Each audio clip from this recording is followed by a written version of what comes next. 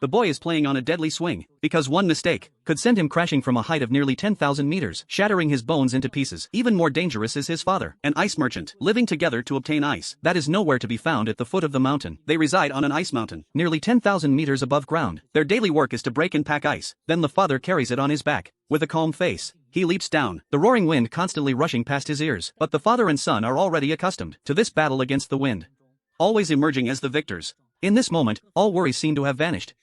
Along with their lost hats, the father opens his arms and soars freely. After calculating the landing time, he pulls the device, opening the parachute, then flying towards the town at the foot of the mountain. As the evening approaches, the father and son finish selling ice blocks and ride their homemade elevator back home. They first save the money they earned, then refill the water tank, so that by tomorrow, they can harvest a whole box of ice blocks again.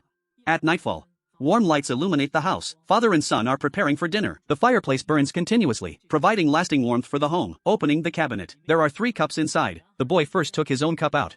Then he picked up the yellow cup inside, his expression filled with sadness, as if something came to his mind. At that moment, the father approached. He took the teacup from his son's hand, carefully pouring some tea inside. The father gently comforted his son. Then he put the teacup back, and finally took his own cup out. The two of them sat facing each other, eating their dinner, but the father habitually looked out the window, lost in thought, wondering about something. After the meal, he sat alone, outside the house, deep in contemplation, still holding the yellow cup from before. It turns out, it belonged to the woman of the house, the wife of the man who passed away a year ago. That's why it holds such sentimental value. Now there are only father and son living in this home, relying on each other. The father puts on the new hat he bought for his son, then lifts him up and holds him close. Once the son is settled, the father takes out his own new hat from his pocket, and puts it on. The two of them gaze at the drifting clouds outside, lost in their thoughts. The next day, they repeat their previous work. Even the new hat is the same as before, not knowing where they will drift to. They sell the ice blocks to those in need, then take the elevator back to their small cabin. They fill the water tank with water, and once again put on their new hats.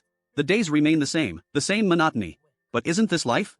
Every day, father and son have dinner together.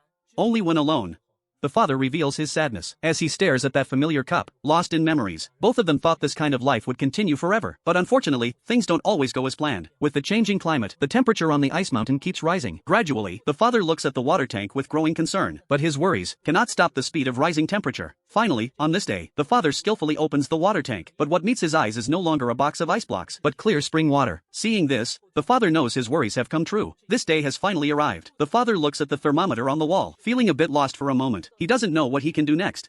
Just then, the snow that had been frozen on the mountain all year begins to melt, and then, as if in a frenzy, it comes crashing down onto their small cabin. The powerful impact shakes the cabin, threatening to collapse it. Even the ropes used for anchoring are breaking one by one at this moment. The house begins to tilt to one side. If it weren't for the quick reaction of the father, the son would have slipped off the balcony. What's even more dangerous is, the only parachute they had also fell off the cliff in this collision. The father pulls the son back, and then holds him tightly in his arms, waiting for the end. Just then, they suddenly notice on the windowsill the teetering cup. That was the last memento left by his wife. The son wanted to step forward and retrieve it, but before he could take a few steps, the house tilted once again, and he found himself back where he started. Time passed minute by minute. The final steel cable was about to break. As he looked at the small house they had built together, tears of sadness streamed down the father's face. In the end, he made a decision. Even without a parachute, even if it meant being shattered to pieces, he wanted to fly with his son one more time, to strive for that one in a million chance. Without looking at the ground, the father held his son and turned to fall. The familiar gust of wind blew their hats, but little did they know that after this time, they may not be able to buy new hats for each other. In a daze, it all fades away. They seem to see a familiar figure. She was flying towards them from above. Finally, she embraced them tightly. Yes, it was indeed the silhouette of their wife.